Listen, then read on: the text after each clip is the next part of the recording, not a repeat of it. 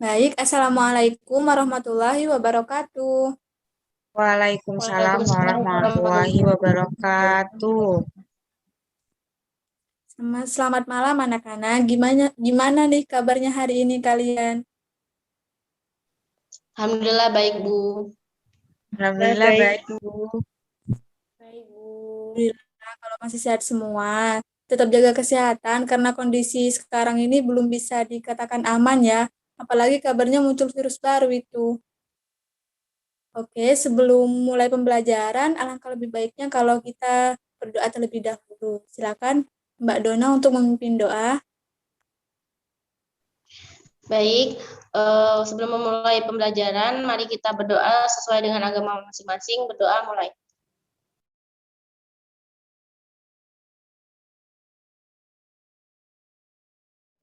Berdoa selesai.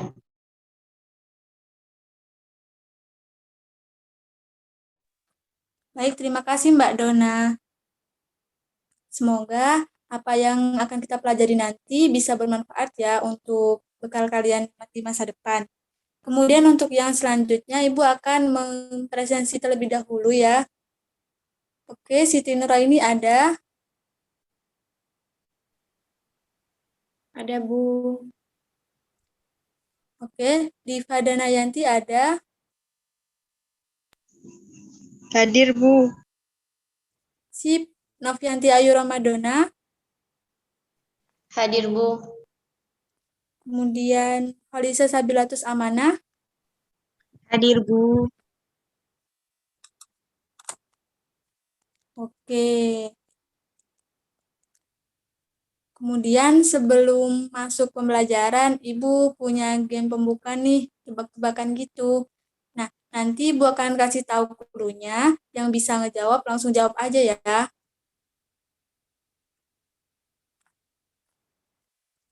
Nah, clue-nya itu bumi itu bulat. Pertanyaannya, berapakah 28 ditambah 10? 38, Bu.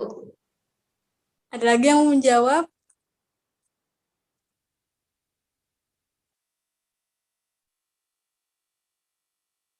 Oke, jadi gini. Clue-nya tadi kan bumi itu bulat. Jadi dari angka-angka itu yang dihitung adalah bulatan-bulatannya. Sehingga 28 ditambah 10, nah 8 itu kan bulatannya 2, sedangkan 10 bulatannya 1. Sehingga 28 ditambah 10 sama dengan 3. Apa sudah ada yang paham? Ngerti, Bu, ngerti. Paham, Bu. Oke. Ingat-ingat ya, clue-nya adalah bumi itu bulat. Pertanyaan selanjutnya, berapakah 20 ditambah 90? 2, Bu. Oke, sepertinya Diva udah mulai ngerti nih. Kemudian satu lagi deh, clue-nya masih sama, bumi itu bulat. Pertanyaannya, berapakah 1 ditambah dengan 30?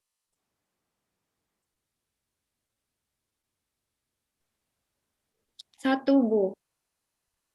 Oke, sip, udah paham semuanya. Semoga game pembuka tadi bisa menjadi penyemangat diri untuk memulai pembelajaran. Kemudian selanjutnya Ibu akan menjelaskan peraturan pembelajaran kita pada malam hari ini. Tentunya Ibu harap kalian semua bisa on kamera dan juga bisa memperhatikan dengan baik penjelasan materi yang akan disampaikan nanti. Apa bisa dimengerti? Bisa, Bu. Bisa, Bu. Oke, kalau begitu bisa bantu saya untuk share screen, Mbak Aca? Baik, Bu. Saya izin share screen, nggih, Bu. Oke, silahkan. Oke, jadi materi kita pada malam hari ini yaitu peran pasar dalam perekonomian. Next, Mbak Aca.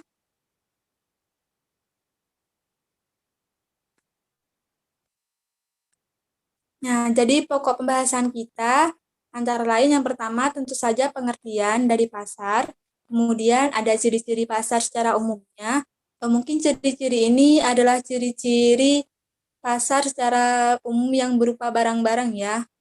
Kemudian ada jenis-jenis pasar, ada perbedaan pasar persaingan sempurna dan pasar persaingan tidak sempurna. Kemudian yang terakhir yaitu peran pasar dalam perekonomian. Oke, sebelum masuk pada pengertiannya, kalau mendengar kata pasar, apa sih yang muncul di benak kalian?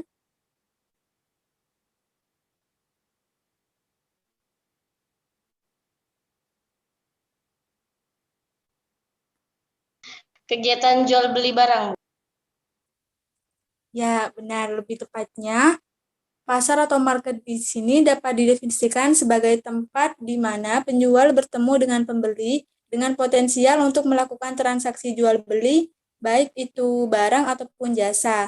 Tempat di sini dapat berupa tempat yang nyata, seperti pasar tradisional itu yang sering kita jumpai atau datangi, yang di mana kita dapat bertemu secara langsung, ataupun tempat secara virtual yang biasa disebut dengan istilah toko online. Oke, masuk pada pengertiannya Mbak Aca.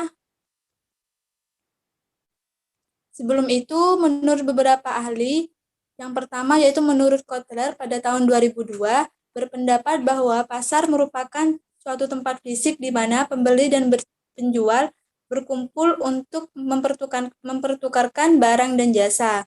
Kemudian ada juga W.Y. Stanton yang mendefinisikan pasar sebagai tempat yang bertujuan untuk merencanakan, menentukan, mempromosikan, serta mendistribusikan barang dan jasa.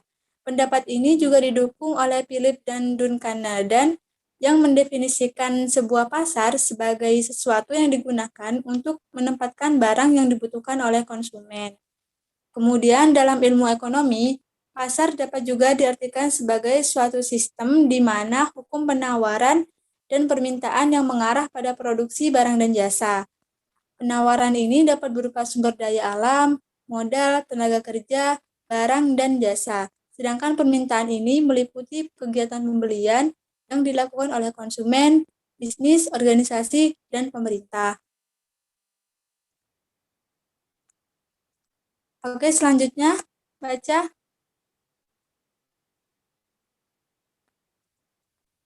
Selanjutnya yaitu tentang ciri-ciri pasar secara umumnya. Yang pertama adalah adanya calon penjual dan pembeli di dalam pasar. Secara umumnya, pasar ini adalah tempat bertemunya penjual dan pembeli seperti yang dikatakan Mbak Dona tadi. Selain itu, ada kegiatan tawar-menawar serta kegiatan transaksi. Jika hanya ada penjual saja atau pembeli saja, maka itu tidak dapat dikatakan pasar ya, anak-anak.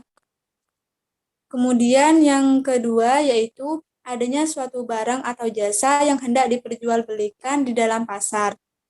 Suatu pasar dapat disebut pasar atau khususnya disebut sebagai pasar barang, di mana di dalamnya terkandung barang atau jasa yang akan dijual.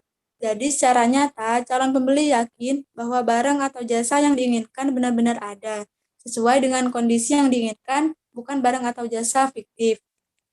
Kemudian yang ketiga yaitu adanya sebuah interaksi. Interaksi di sini terjadi antara penjual dan pembeli, baik secara langsung maupun tidak langsung. Kalau yang tidak langsung ini kan sekarang sudah era modern ya, jadi pembeli dapat juga tidak bertemu secara langsung, di mana secara online gitu. Kalian juga pasti mengenal ada bisnis online shop gitu kan. Nah, jadi seperti itu. Kemudian yang terakhir adanya suatu proses permintaan dan penawaran oleh kedua belah pihak. Agar barang atau jasa itu laku, penjual perlu melakukan penawaran. Dalam hal ini bisa terbentuk promosi dengan memasang iklan komersial di berbagai media beriklan. Setelah dibaca oleh calon pembeli dan merasa sesuai dengan barang dan jasa yang diinginkan, maka calon pembeli akan merespon dengan permintaan atau dengan pembelian barang atau jasa tersebut. Seperti itu. Kemudian selanjutnya,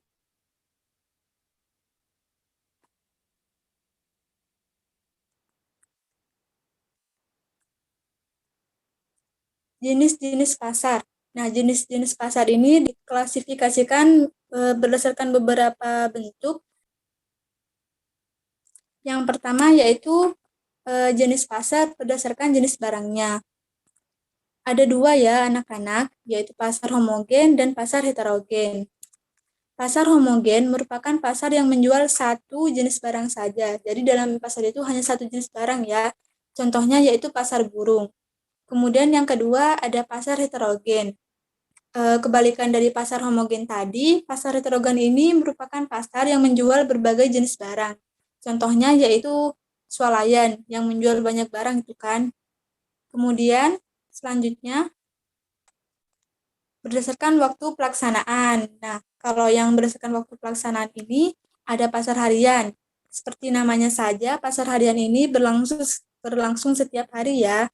Berhubung pasar ini tersedia setiap hari, maka barang-barang yang dijual ini merupakan barang-barang kebutuhan pokok yang tentu saja dikonsumsi setiap hari juga oleh konsumen. Contohnya yaitu pasar harian, seperti pasar tradisional yang ada di kota-kota kalian yang atau di tempat-tempat tinggal kalian itu. Selain pasar harian, berdasarkan waktu pelaksanaannya ada juga pasar mingguan ya. Nah, kalau pasar ini merupakan jenis pasar yang buka setiap 1 minggu sekali. Jenis pasar ini yang dapat kita temui di beberapa kota. Misalkan di Jakarta ada pasar Jumat dan pasar Minggu. Jadi pasarnya itu hanya buka 1 hari dalam seminggu, seperti itu. Nah, kemudian apa dari kalian ada yang bisa menyebutkan contoh lain nih dari pasar mingguan ini? Mungkin di kota kalian ada juga. Di desa saya ada, Bu. Itu pasarnya tuh namanya Pasar Selasaan. Jadi eh, pasar itu buka di setiap hari Selasa gitu, Bu. Rame yang Nah, banyak yang jual-jual di sana. ya betul sekali Mbak Aca. Jadi pasar mingguan seperti itu ya, hanya buka 1 kali dalam seminggu. Kemudian ada pasar bulanan. Nah, dari namanya saja bulanan kan, pasar bulanan ini merupakan pasar yang berlangsung setiap bulan. Biasanya barang-barang yang diperjualbelikan di pasar bulanan adalah barang-barang khusus dan tersedia dalam jumlah yang banyak. Pasar ini biasanya terjadi karena momen-momen tertentu yang muncul setiap bulan. Misalkan saja pasar-pasar yang muncul di depan kantor pos ketika tiba masa pembayaran pensiun. Kemudian ada juga pasar di depan pabrik yang ada pada saat karyawan gajian, seperti itu. Kemudian ada pasar tahunan. Pasar tahunan biasanya berlangsung di kota-kota besar di dunia. Barang yang diperjualbelikan pun bukan kebutuhan sehari-hari, tapi bisa saja barang yang tidak dibutuhkan semua orang. Misalkan saja nih, mesin fotokopi, pameran mobil, alat-alat percetakan, dan lain sebagainya. Contoh lainnya yaitu Pasar Sekaten yang ada di kota Yogyakarta. Seperti itu, berdasarkan waktu pelaksanaannya. Kemudian yang selanjutnya, berdasarkan ruang lingkupnya. Berdasarkan ruang lingkup, ada 4 jenis pasar ya. Yang pertama yaitu pasar setempat. Pasar setempat adalah jenis pasar yang berada di suatu wilayah tertentu dan pedagang atau pembeli di pasar itu merupakan warga di wilayah tersebut. Kebanyakan pasar ini dikunjungi oleh masyarakat di wilayah tersebut, maksudnya yang tinggal di wilayah itu ya. Barang yang diperjualbelikan tentu masih berhubungan dengan kebutuhan pokok. Contoh-contohnya yaitu pasar tempel, pasar Sleman, pasar Godian, dan pasar Prambanan. Jadi hanya warga-warga tertentu saja yang dapat melakukan transaksi di sana. Seperti itu. Kemudian ada pasar daerah. Pasar ini sebenarnya mirip dengan pasar setempat, tapi ruang lingkupnya ini sedikit lebih besar, anak-anak. Pasar ini cenderung melingkupi wilayah kabupaten atau kota dan juga bisa provinsi. Biasanya ukurannya besar dan menjadi ikon di daerah tersebut. Contohnya yaitu Pasar Beringharjo di Yogyakarta, Pasar Klewer di Solo, dan Pasar Johar di Semarang. Kemudian ada pasar nasional. Kalau pasar nasional ini meliputi wilayah satu negara tertentu. Contohnya seperti pasar uang dan pasar modal di Bursa Efek Indonesia, yang tentunya ada di negara Indonesia. Yang terakhir ada pasar internasional. Kalau pasar internasional ini adalah jenis pasar yang di mana pembeli dan penjualnya ini berasal dari seluruh dunia. Misalkan saja pasar tembakau di Bremen, di negara Jerman ya. Kemudian ada pasar karet di New York, pasar kopi di Santos, dan pasar Intan di Amsterdam, Belanda. Seperti itu ya untuk yang berdasarkan ruang lingkup. Kemudian jenis pasar yang selanjutnya adalah berdasarkan barang yang diperjualbelikan. Next, Mbak Aca.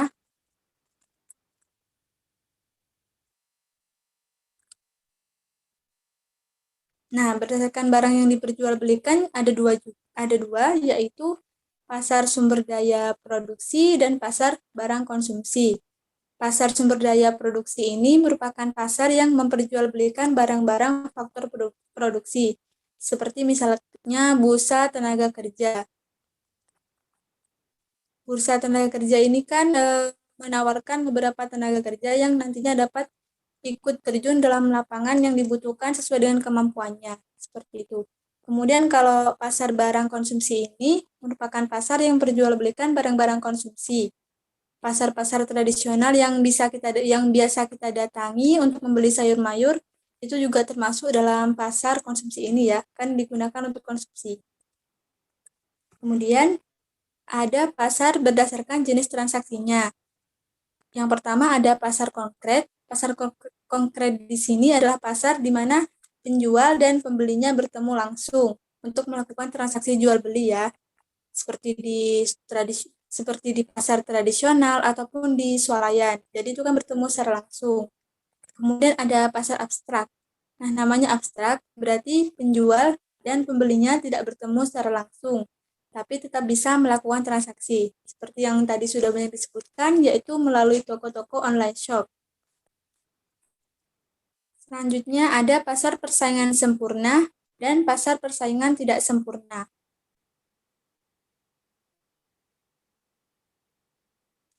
Nah, pasar persaingan sempurna. Sebelum itu,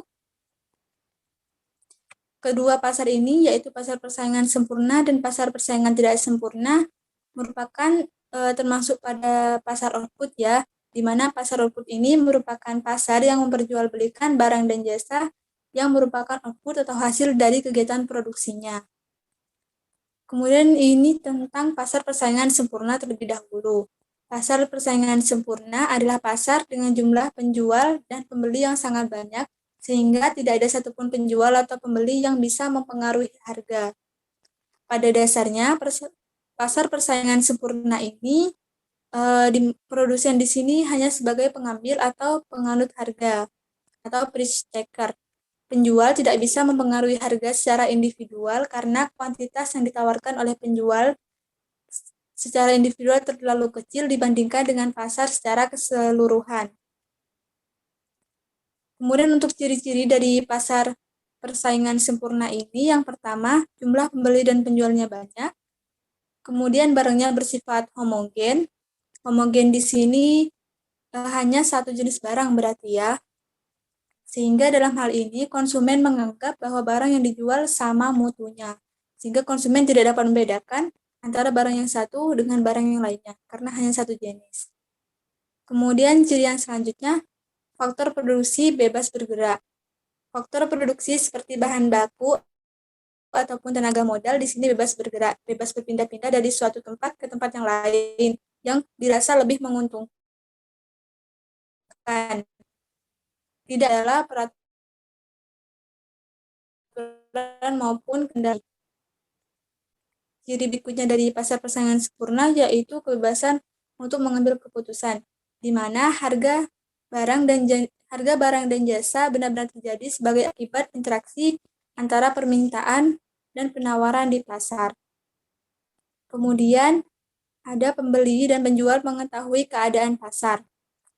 Lengkapnya informasi dari pasar sangat penting agar persaingan benar-benar bagi pembeli. Informasi yang diperlukan diantaranya tingkat harga yang berlaku dan perubahan-perubahannya, kuantitas dan barang, serta di mana bisa memperoleh barang yang dibutuhkan. Sedangkan bagi produsen atau penjual sendiri, kelengkapan informasi mencakup perubahan harga, penemuan sumber bahan mentah, tingkat upah, dan teknologi produksi. Kemudian yang terakhir cirinya yaitu produsen bebas keluar masuk pasar. Ada kebebasan untuk masuk dan keluar dari pasar. Perusahaan yang mampu produksi barang dapat masuk secara bebas ke dalam industri. Tidak ada yang dapat menahannya. Setiap perusahaan juga bebas keluar dari pasar jika menginginkan hal tersebut. Seperti itu ciri-ciri dari pasar persaingan sempurna. Next. Setelah membahas ciri-cirinya tadi, maka yang selanjutnya yaitu kelebihan dan kekurangan dari pasar persaingan sempurna. Untuk kelebihannya sendiri ada dua, yaitu mampu mendorong penghematan pembeli dan penjual bebas bertindak. Kemudian, harga tidak dikendalikan oleh satu penjual atau satu pembeli. Sedangkan untuk kekurangannya sendiri adalah tidak ada dana untuk penelitian dan pengembangan produk, jadi hanya itu-itu saja yang dijual. Kemudian terbatasnya kebebasan untuk memilih bagi pembeli, karena di sini kan yang dijual hanya satu. Sedangkan pembeli tidak dapat membedakan yang mana sih yang bagus, jadi mereka tidak bisa membedakan dengan baik barang mana yang berkualitas lebih baik. Gitu. Kemudian ada produsen memberi gaji dan upah terlalu rendah demi penghematan. Contoh dari pasar persaingan sempurna ini bisa dilihat pada operasional sebuah perusahaan beras. Sesuai ciri-cirinya, pasar persaingan sempurna, jumlah pembeli dan penjual beras sangatlah banyak sekali, karena beras merupakan kebutuhan pokok di Indonesia. Seperti itu, tentang pasar persaingan sempurna. Untuk selanjutnya,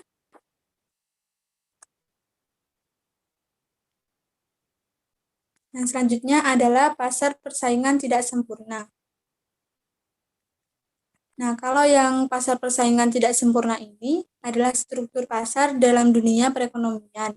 Sama sebetulnya yang persaingan sempurna tadi juga adalah termasuk jenis pasar berdasarkan strukturnya juga. Kalau yang pasar persaingan tidak sempurna ini tercipta ketika pasar persaingan sempurna tidak dapat berjalan dengan baik. Jika pasar persaingan sempurna mencerminkan kondisi di mana penjual dan pembeli hadir dalam jumlah yang besar, maka berbeda dengan struktur pasar dalam pasar persaingan tidak sempurna. Di dalam pasar ini, penjual atau pedagang lebih sedikit ditimbang pembelinya. Walau berjumlah sedikit, penjual di pasar persaingan tidak sempurna berhak atas penjualan produk tertentu dan hanya mereka yang boleh atau mampu menjual produk dengan jumlah yang terbatas. Hal ini menyebabkan terjadinya ketidakseimbangan dalam penentuan harga pokok Hal ini menyebabkan terjadinya ketidakseimbangan dalam penentuan harga produk di dalam pasar, sehingga dari namanya pasar persaingan tidak sempurna. Jadi ada ketidakseimbangan. Untuk ciri-cirinya sendiri antara lain ketidakseimbangan penjual dan pembeli. Dalam pasar persaingan tidak sempurna, hanya terdapat satu atau beberapa penjual yang jumlahnya lebih sedikit daripada pembelinya. Kondisi ini menyebabkan penjual lebih memiliki kuasa di pasar. Kemudian, yang kedua, penjual menentukan harga. Di pasar ini, penjual lebih berkuasa dan hanya sedikit pihak yang mempengaruhi pasar, sehingga penjual bebas dalam menentukan harga. Kuasa ini memungkinkan perusahaan meraup keuntungan yang lebih besar atau maksimal. Kemudian ada ciri-ciri juga yaitu sulit berpartisipasi. Industri pasar persaingan tidak sempurna hanya mampu dijalankan dengan pihak tertentu saja. Karenanya cukup sulit bagi penjual lain untuk berpartisipasi atau masuk ke dalam atau memulai bisnis di dalam pasar ini ya. Kemudian yang terakhir yaitu tidak ada barang pengganti. Karena minimnya kebebasan tadi, maka membuat ketersediaan atas pengganti produk di dalam pasar ini sangat sulit untuk ditemukan atau dicari. Walaupun struktur pasar persaingan tidak sempurna ini berpotensi membentuk sebuah konflik, namun ada beberapa keuntungan yang bisa didapat, antara lain yaitu barang berkualitas.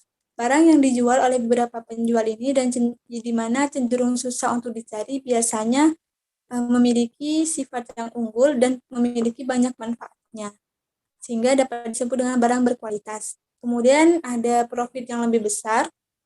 Minimnya persaingan dalam penjualan barang di pasar ini membuat sistem memungkinkan penjual untuk memperoleh keuntungan yang lebih besar, di mana pembeli tidak memiliki opsi lain atas produk dan harga yang ditetapkan penjual di sini bebas. Kemudian ada inovasi produk. Inovasi ini dilakukan untuk meningkatkan kualitas suatu barang atau produk, sekaligus juga untuk meraup keuntungan yang lebih besar ke depannya. Hal ini dapat didorong dengan lisensi atau hak paten yang dipegang oleh penjual terhadap produknya, sehingga mereka lebih leluasa untuk bereksplorasi. Kemudian, bebas biaya produksi. Sebelum memasuki pasar, tentunya penjual melakukan riset terlebih dahulu. Kegiatan ini akan menunjukkan kalau barang tertentu begitu dibutuhkan atau sangat dibutuhkan oleh masyarakat, seperti bahan bakar ataupun listrik.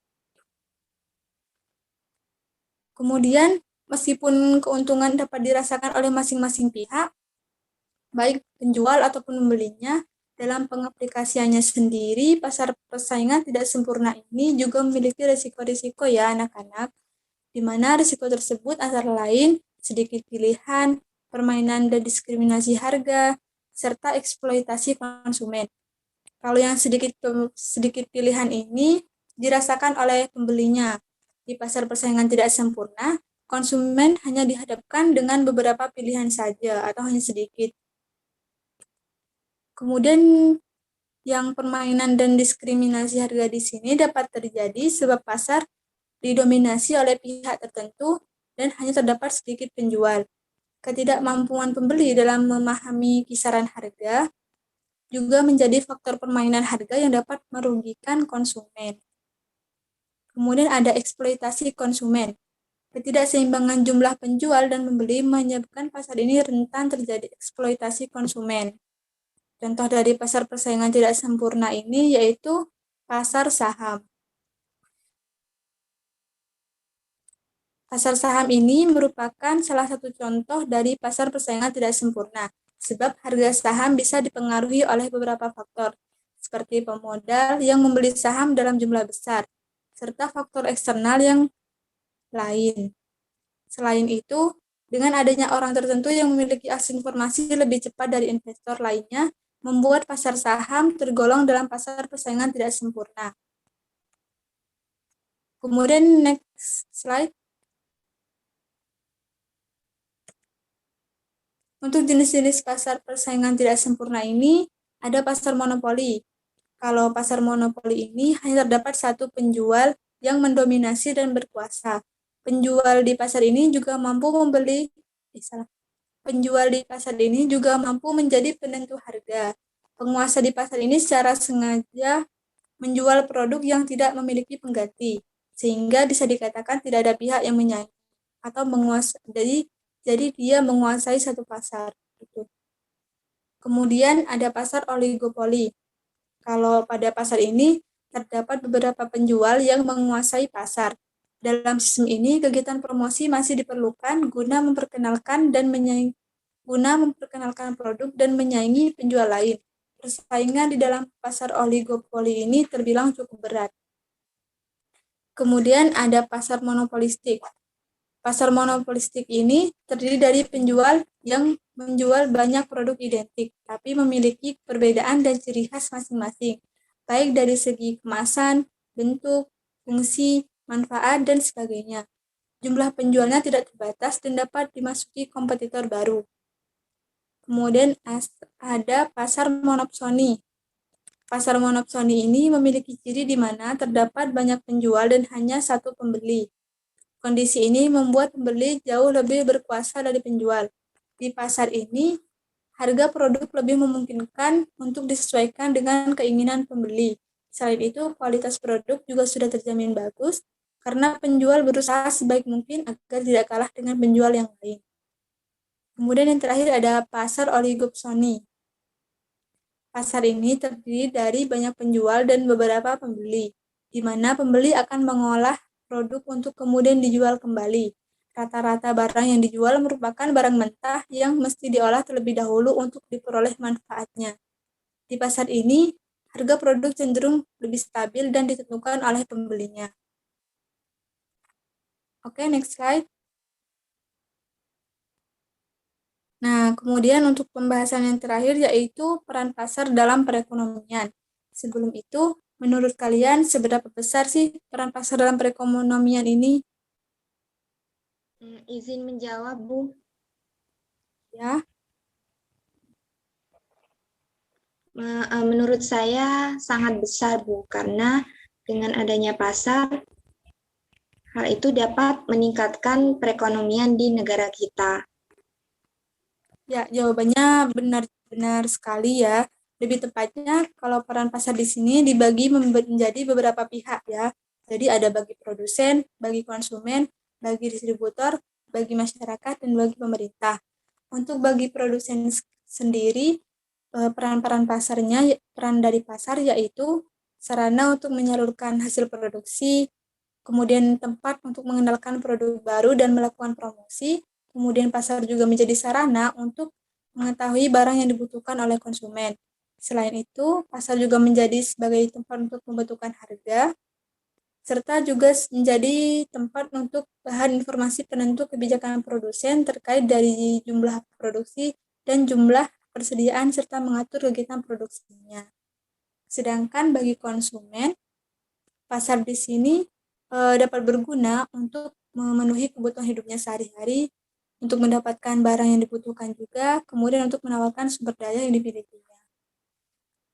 Kemudian untuk distributor, pasar ini dapat memperlancar arus barang dan jasa.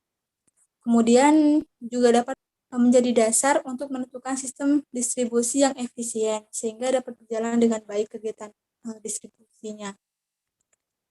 Sedangkan untuk masyarakat sendiri dibagi menjadi dua, bagi pengamat dan juga bagi peneliti.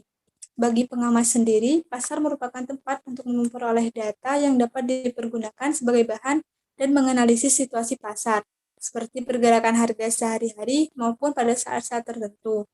Sedangkan untuk peneliti, pasar merupakan tempat untuk memperoleh data tentang segala sesuatu, sesuai dengan objek penelitian yang dilakukan.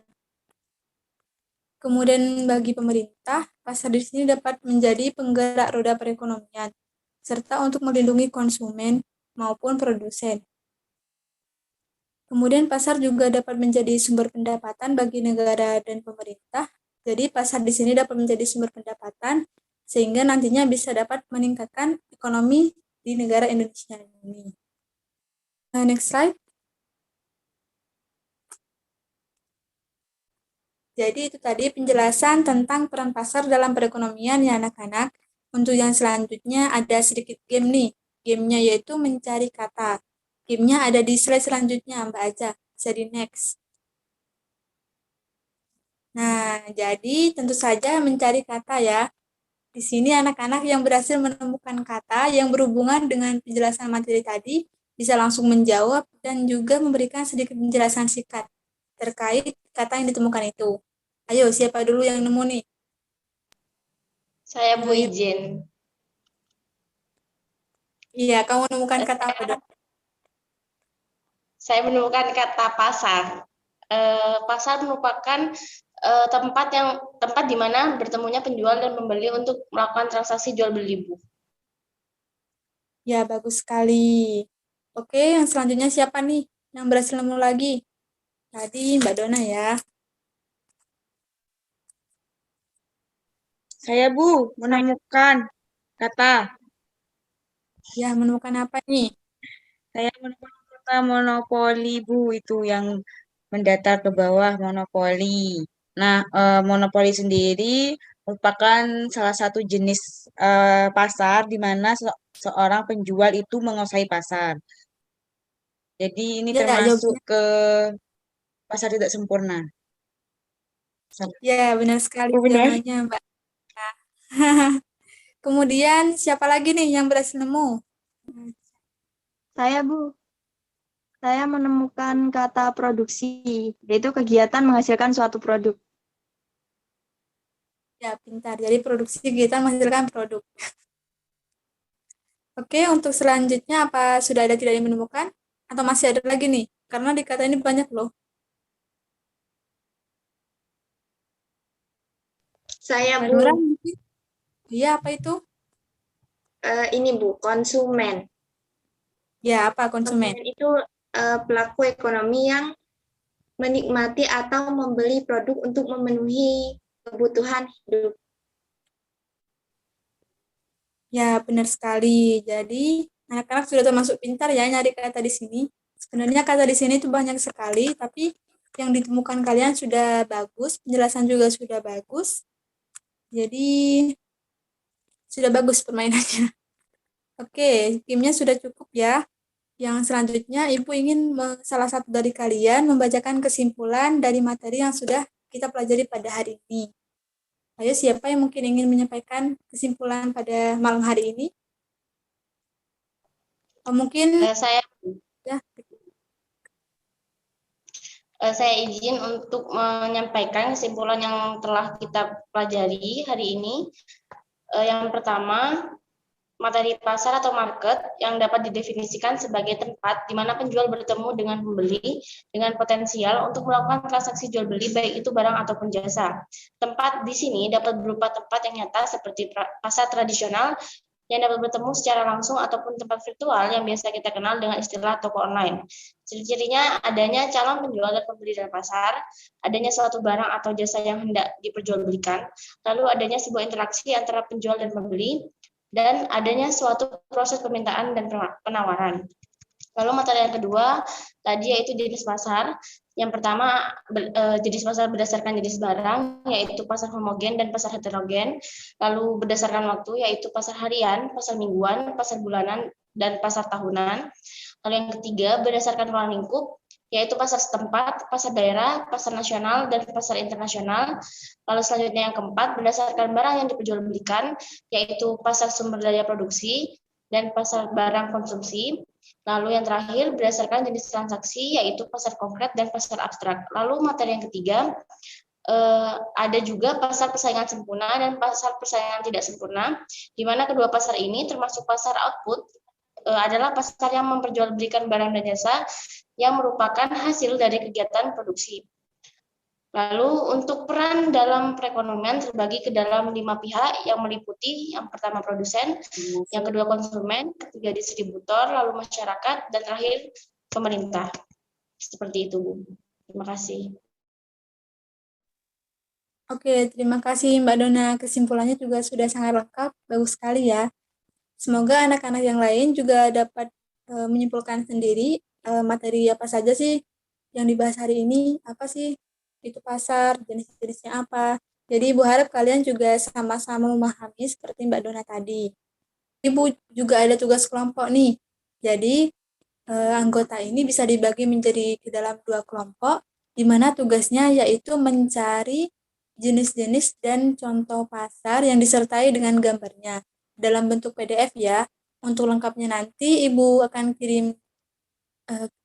kirim di grup WA kita. Oke, apa bisa dipahami? Bisa, Bu.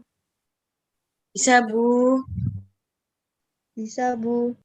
Oke, terima kasih anak-anak sudah mengikuti pembelajaran hari ini dengan baik, sudah mampu memahami, bermain dengan baik juga di gamenya, kesimpulannya juga sudah bagus disampaikan oleh Mbak Dona. Semoga seterusnya juga bisa begitu ya di pembelajaran yang lain. Oke, itu saja yang dapat Ibu sampaikan. Ibu mohon maaf jika masih ada salah-salah kata ataupun yang lainnya yang tidak disengaja ataupun disengaja. Ibu tutup ya pembelajaran hari ini. Jangan lupa jaga kesehatan dan semangat selalu. Assalamualaikum warahmatullahi wabarakatuh. Waalaikumsalam warahmatullahi wabarakatuh. Terima kasih, Ibu. Ya, Waalaikumsalam sama-sama. warahmatullahi wabarakatuh. Terima kasih, Bu.